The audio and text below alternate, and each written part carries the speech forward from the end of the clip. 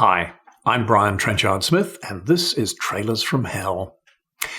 Imagine a time when the drive-in movie theaters had not been swept away by the shift to VHS home video.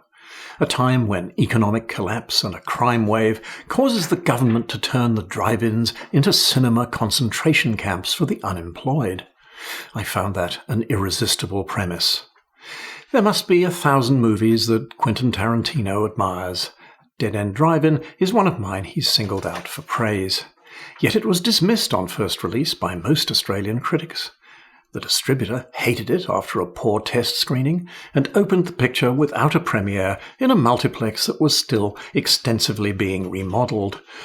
In America, the response was different, with good reviews from the LA Times and the Hollywood Reporter, and it has become a cult favourite ever since. I want to show you the differences in trailer approaches between the Australian and US distributors. Now the news for July 4th, 1995. This is an excellent trailer from New World Pictures. It emphasises the futuristic nature of the story, referencing Clockwork Orange and Mad Max to bolster pedigree by association. It presents as many glitzy visuals, production value shots, and vehicular stunts as possible. An effective way to attract a youth audience who, ironically, would then watch a movie critical of their own demographic for being numbed and neutered by mindless popular culture.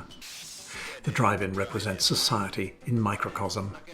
One issue that the producers thought I overemphasized was the racial tension that occurs when the government starts shipping in large numbers of Asian refugees. But I'm glad I stuck to my guns because today it seems, sadly, more relevant than ever.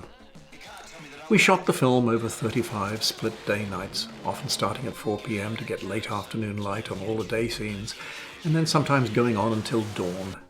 We used a drive-in scheduled for demolition that still had working projectors. Several of my previous films play in the background on the big screen. We filled it with abandoned cars and hired local graffiti artists as decorators.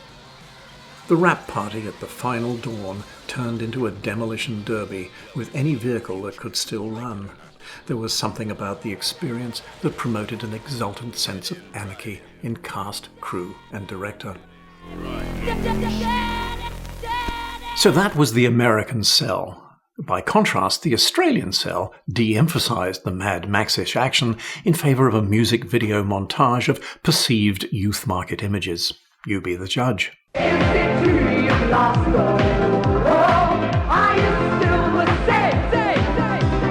I'll tell you something funny that happened during the shoot.